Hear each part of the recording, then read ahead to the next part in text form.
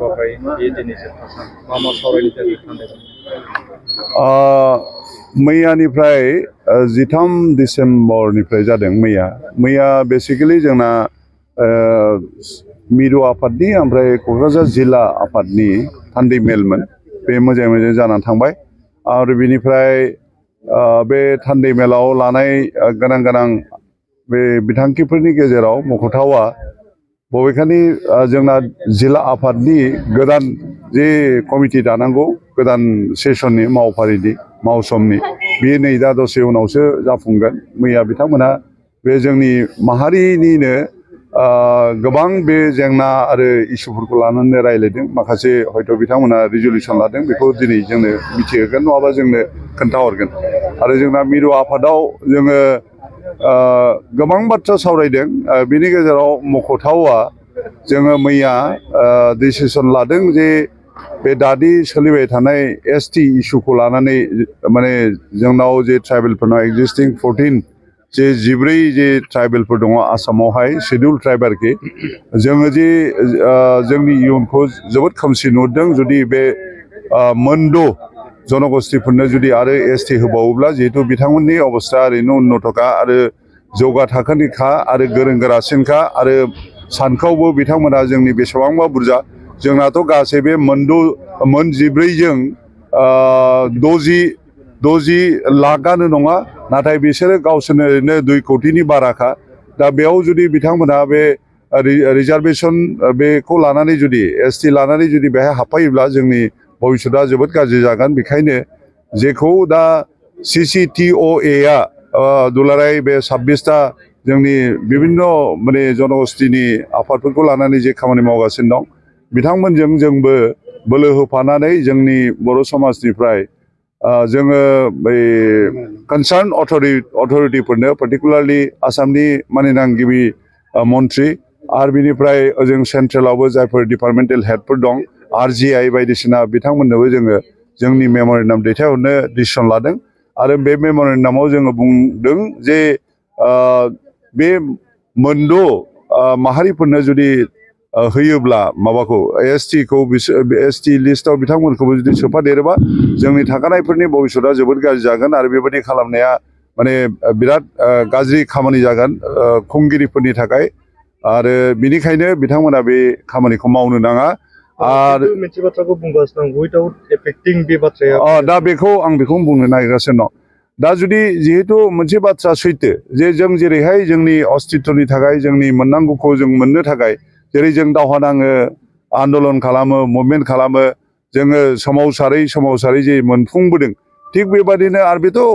माने constitutional right हिसाबैसो जों बिनो हादों बा मोनदोंबो। थिग दस्रा जातिफ्राबो बेबायदि कनस्टिटिउसनेल लिबार्टि दङ फ्रिदम दङ गावसोरनि बाथ्राखौ मिथिहोनो थाखाय। दा बे अबस्थायाव गोलैनानै जुदि बिथांमोनहा जुदि होनो डिसिसन लायोब्ला होमब्ला जोंहा जाहाथे खुनु प्रकारैबो माने माबा जाया एफेक्ट जाया खहा जाया जों जेरै दं ओरैनो थायो। दा दिनैहाय जोङो फरायनो मोनाखै मिथियाबो मोजाङै नुवाखैबो जे बे ग्रुप अफ मिनिस्टारा 3 मिनिस्टारनि रिपर्टआव जेखौ बुंदों जे माबा STV भेलि आरोखि बेबादि होनाय STP आरो STH नि बादैबो दा STV होयोब्ला बे दुलाराय आसाम माबाव इण्डियान कनस्टिटिउसन मथे दासिम शेड्युल ट्राइबल' STल' ट्राइबेल आरोखि भाई बे प्लेनबो गैया हिल्सबो गैया भेलिबो गैया गतिके बेयो इमेटेरियेल आसलते बेखौ होयोब्ला जेखि नाम होआ मानो बेयो जोंखौ एफेक्ट खालामगोन जों बेखौ मोनदांदों। आरो पार्टिकुलारलि बे जोंनि माबायावहाय क'क्राझार माने आनडिभाइडेड गवालपारायावहाय जे मोननै बेसेबांबा गिदिर जनगोष्ठीखौ जे STP प्लेन्स खालामनायनि बाथ्रा रिकमेन्ड खालामदों बा रिपर्टआव लिरदों होनना बुंदों जों नुवाखैबो जों बिनि सायाव अफिसियेलि जेबो कमेन्ट खालामाखै खिन्थु बे जिनिसा बिराद डेट्रिमेन्टेल गिख्रंथाव। दा जोङो बिनिखायनो स्ट्रेट बुंदों जे बिथांमोननो होनाङा आरो होथारोब्लाबो जाहाथे जोंनाव 1 बिन्दुबो एफेक्ट जायाब्लानो माब्रै होयो बे फर्मुलाखौ गभर्नमेन्टआसो खालामनांगौ जों साजेस्ट खालामबाथ' जाया। दा CCTOA अबस्से जायगा गावसोरनि माबा जनगोष्ठीनि गेजेरावहाय रायज्लायनानै इन्टेलेक्सुयेलफोरजों रायज्लायनानै बिथांमोना अभिमत लागासिनो दं आरो बेखौ ज' खालामनानै बे CCTOA 1 मासनि गेजेराव रिपर्ट होनांगौ। दा बे खामानिया जाहाथे गोख्रोंसिन जायो जोंबो बेखौ मदद होनाय बादियै जोंनि तरफनिफ्राय आलादा मेम'रेन्डाम जों हरनो आखायाव लादों बे मोनसे मैयानि जोंनि रायलायनाय आरो बेनिफ्राय लोगोसे जोङो जोंनि बे दुलाराय बर' समाज आफादखौ ओरैनो ल'नि खेथ्रआव नोंथांमोना माबायदि गोख्रोंसिन थांखि लादों? बर'नि कास्टमारि ल'आबो बिराद माने साननो गोनां इस्यु बियो आङो जेब्लानो रायलायो होनबा बे सोमोन्दै बुंथिबोगासिनो दं जे 2019आव सिगांनि बिटिसि खुंथायनि मददआवहाय जोङो बेखौ जोबोद खस्थ' खालामनानै बिजाब महराव फोसावनो हादोंमोन नाथाय बियो माने कमप्लिट नङा ओरैबायदि जे बाहाय खुनु डेफिनेसन गैया जेरै बाद होननानै बुङोबा अंगरबाद दाउखिबाद एफा एनै बुंनाय दं खिन्थु बाद सोदोबा बबेनिफ्राय फैदों बा बेफोरबादिनो दाय दस बेखौ खालामनांगौ होननायनिबो आसलते इन्टारप्रिटेसन थानांगौ ल'आवहाय दा आयेनाव दा बे गैया आरो माखासे बेबादिनो सोदांनांगौ माने सोदेरनांगौबो दं आरो माखौबा माने उइद्र'बो खालामनो गोनां दङ बाहाय 16टा माने 16 बे गुबुन गुबुन कास्टमारि ल' जेरै गार'फोरनिबो दं बा नागाफोरनिबो दं बा जेरै जोंहा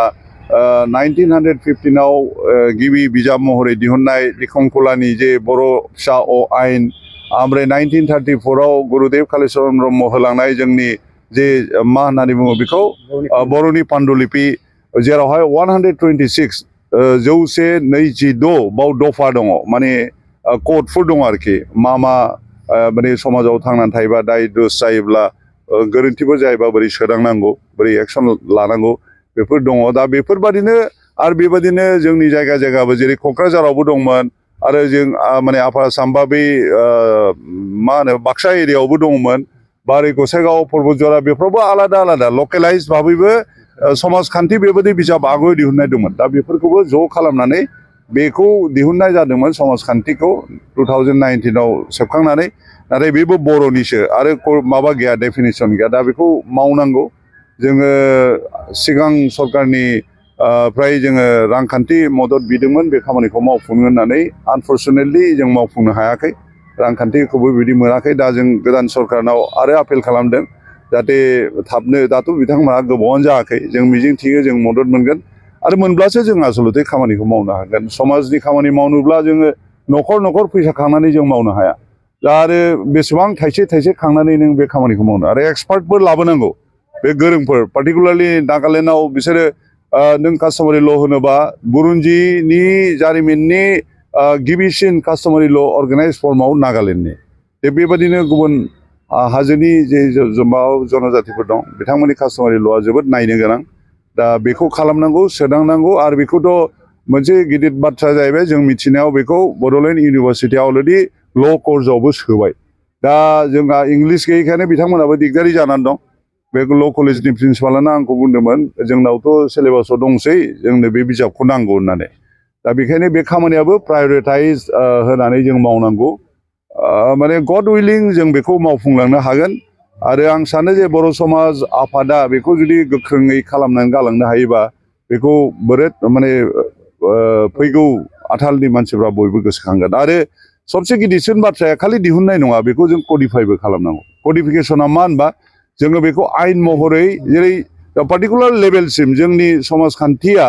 जुदि रेसपन्सिबिलिटिखौ डिसिसनखौ लायोबा बे कर्ट अफ ल' जेराव नर्माल बिसार माबाफ्राव आदालतफ्राव थाङोब्ला बिसोरो ओरैसो होननांगौ जे नोंसोरथ' समाजखान्थि दंखायो बिसिम जोंथ' बेखौ रायलायनो दरखार गैया नोंसोर बाहायनो रिजल्भ खालाम होननानै दा खिन्थु बेबायदि गैयैखायनो कडिफाइ नङैखायनो कर्टफ्रा बेखौ मानिया ओंखायनो फिसा केसब्लाबो नों कर्टआव थाङोब्ला बे बोसोर बे जिनिसा दिन्दां फादां जाबाय थाबाय थायो आरोखि दा बेखौ जों बुजिनांगौ आरो नोंथांमोना बेखौ बुंफानो हायो जे जों मिथिनायाव जोंना जिहेतु 2003नि बे बिटिसि एकर्डआ बिटिसि एकर्डआव बे 6 सिडिउलाव फैदों दा 6 सिडिउलनि मोनसे बेसिक केरेक्टारिस्टिक्सनि बिथोराव जेरै ट्राइबेल जानोबा जे माखासे माबा क्वालिफिकेसन थानांगौ बेखौ डिसक्वालिफिकेसन होनो ना क्वालिफिकेसन होनो बे गैयैयाबो क्वालिफिकेसन आरोखि दा बे हिसाबै ट्राइबेल 6 सिडिउलनि ट्राइबेल होननानै बुङोब्ला मोनसे माने इम्परटेन्ट आसपेक्टआ जाहैबाय कास्टमारि ल' थानांगौ थारमाने मैया सोरबा सासे सोद्रोमा जोंनि गेजेराव बुंदों आरोखि जोंना जेरै दं बिदि नङालै बर'फोरना ट्राइबेलफोरना एसे उल्था जानांगौ होननानै हाबाफ्राव जुदि क्लकवाइज गिदिङोब्ला जोङो एन्टि क्लकवाइज गिदिंबासो ट्राइबेल होननानै बुंजागोन बे टाइप आरोखि दा बिनिखायनो आं बुंनो लुगैनाया बेनो जे बे माने शिड्युल ट्राइबेल केरेक्टारिस्टिक्सआव कास्टमारि ल' गावनिनो आयेन कानुन जों जायखौ दा गावबुरानि माध्यमजों बेखौ इमप्लिमेन्ट खालामबोगासिनो दङ बे बिनि उनावसो जोंनि समाज लेभेलाव फैयो आफाद लेभेलाव फैयो दा गावबुरानो जिहेतु जोंनि समाजखान्थिनि गुदि खाम्फासिन आरोखि नों जेखि साना मानो बेखौ रावबो इगनर खालामनो हाया डिनाय खालामनो हाया दा बिथांमोनाबो अर्गानाइज्ड खालामगासिनो दङ अर्गानाइज फर्माव फैनो दा बेखायनो जोङो जुदि 6 शिड्युलखौ आरो गोख्रोंसिन खालामनांगौबा बे खुंगिरिफ्रा बिथांमोना मोदोमाव नांदोंना नाङा आं मिथिया जे बे जिनिसखौ माने मोजां भाबै बेखौ फसंनानै गालांनांगौ आं ओंखायनो मिजिंथियो जे बिथांमोना सानै हगोन सानै हय बे जिनिसखौ मावनायाव जोंखौ मदद होगोन जोंथ' हारसिं मावनो हाया सरकारनि मदद नङाबा जों बेखौ बोरै मावनो बेबायदि आरोखि ल'नि खेथ्रआव नोंथांमोना माबायदि गोख्रोंसिन थांखि लागोन बर'नि कास्टमारि ल'आबो बिराद माने साननो गोनां इस्यु बियो आङो जेब्लानो रायलायो होनबा बे सोमोन्दै बुंथिबोगासिनो दं जे 2019आव सिगांनि बिटिसि खुंथायनि मददावहाय जोङो बेखौ जोबोद खस्थ' खालामनानै बिजाब महराव फोसावनो हादोंमोन नाथाय बियो माने कमप्लिट नङा ओरैबायदि जे बाहाय खुनु डेफिनेसन गैया जेरै बाद होननानै बुङोबा अंगरबाद दाउखिबाद एफा एनै बुंनाय दं खिन्थु बाद सोदोबा बबेनिफ्राय फैदों बा बेफोरबादिनो दाय दस बेखौ खालामनांगौ होननायनिबो आसलते इन्टारप्रिटेसन थानांगौ ल'आवहाय दा आयेनाव दा बे गैया आरो माखासे बेबादिनो सोदांनांगौ माने सोदेरनांगौबो दं आरो माखौबा माने उइद्र'बो खालामनो गोनां दङ बाहाय 16टा माने 16 बे गुबुन गुबुन कास्टमारि ल' जेरै गार'फोरनिबो दं बा नागाफोरनिबो दं बा जेरै जोंहा 1915आव गिबि बिजाब महरै दिहुननाय दिखंखलानि जे बर' फिसा अ आयेन ओमफ्राय 1934आव गुरुदेब कालिचरन ब्रह्म होलांनाय जोंनि जे मा होननानै बुङो बेखौ बर'नि पान्डुलिपि जेरावहाय 126 126 बाव दफा दङ माने क'डफोर दङ आरोखि मा माने समाजाव थांनानै थायोबा दाय दोस जायोब्ला गोरोन्थिफोर जायोबा बोरै सोदांनांगौ बोरै एक्सन लानांगौ बेफोर दङ दा बेफोरबादिनो आरो बेबादिनो जोंनि जायगाबो जेरै क'क्राझारावबो दंमोन आरो जों माने आफा साम्बा बै मा होनो बाक्सा एरियायावबो दंमोन बा ओरै गसाइगाव परबतजरा बेफोरावबो आलादा लकेलाइज भाबैबो समाजखान्थि बेबायदि बिजाब आगुआव दिहुननाय दंमोन दा बेफोरखौबो ज' खालामनानै बेखौ दिहुननाय जादोंमोन समाजखान्थिखौ 2019आव सेबखांनानै नाथाय बेबो बर'निसो आरो माबा गैया डेफिनेसन गैया दा बेखौ मावनांगौ जोङो सिगां सरकारनि फ्राय जोङो रांखान्थि मदद बिदोंमोन बे खामानिखौ मावफुंनो होननानै आनफर्चुनेटलि जों मावफुंनो हायाखै रांखान्थिखौबो बिदि मोनाखै दा जों गोदान सरकारनाव आरो आपिल खालामदों जाहाथे थाबनो दाथ' बिथांमोनहा गोबावानो जायाखै जों मिजिंथियो जों मदद मोनगोन आरो मोनब्लासो जों आसलते खामानिखौ मावनो हागोन समाजनि खामानि मावनोब्ला जोङो न'खर फैसा खांनानै जों मावनो हाया दा आरो बेसेबां थाइसे खांनानै नों बे खामानिखौ मावनो आरो एक्सपार्टफोर लाबोनांगौ बे गोरोंफोर पार्टिकुलारलि नागालेण्डआव बिसोरो नों कास्टमारि ल' होनोबा बुरुन्जिनि जारिमिननि गिबिसिन कास्टमारि ल' अर्गानाइज फर्माव नागालेण्डनि बेबादिनो गुबुन हाजोनि जे जनजातिफोर दं बिथांमोननि कास्टमारि ल'आ जोबोद नायनो गोनां दा बेखौ खालामनांगौ सोदांनांगौ आरो बेखौथ' मोनसे गिदिर बाथ्रा जाहैबाय जों मिथिनायाव बेखौ बड'लेण्ड इउनिभारसिटिया अलरेडि ल' कर्सआवबो सोबाय दा जोंहा इंलिस गैयैखायनो बिथांमोनाबो दिगदारि जानानै दं बे ल' कलेजनि प्रिन्सिपालानो आंखौ बुंदोंमोन जोंनावथ' सिलेबासाव दंसै जोंनो बे बिजाबखौ नांगौ होननानै दा बेखायनो बे खामानियाबो प्रायरिटाइज होनानै जों मावनांगौ माने गड उइलिं जों बेखौ मावफुंलांनो हागोन आरो आं सानो जे बर' समाज आफादा बेखौ जुदि गोख्रोङै खालामनानै गालांनो हायोबा बेखौ बिराद माने फैगौ आथालनि मानसिफ्रा बयबो गोसोखांगोन आरो सबसे गिदिरसिन बाथ्राया खालि दिहुननाय नङा बेखौ जों कडिफाइबो खालामनांगौ कडिफिकेसना मा होनबा जोङो बेखौ आयेन महरै जेरै पार्टिकुलार लेभेलसिम जोंनि समाजखान्थिया जुदि रेसपन्सिबिलिटिखौ डिसिसनखौ लायोबा बे कर्ट अफ ल' जेराव नर्माल बिसार माबाफ्राव आदालतफ्राव थाङोब्ला बिसोरो ओरैसो होननांगौ जे नोंसोरथ' समाजखान्थि दंखायो बिसिम जोंथ' बेखौ रायलायनो दरखार गैया नोंसोर बाहायनो रिजल्भ खालाम होननानै दा खिन्थु बेबायदि गैयैखायनो कडिफाइ नङैखायनो कर्टफ्रा बेखौ मानिया ओंखायनो फिसा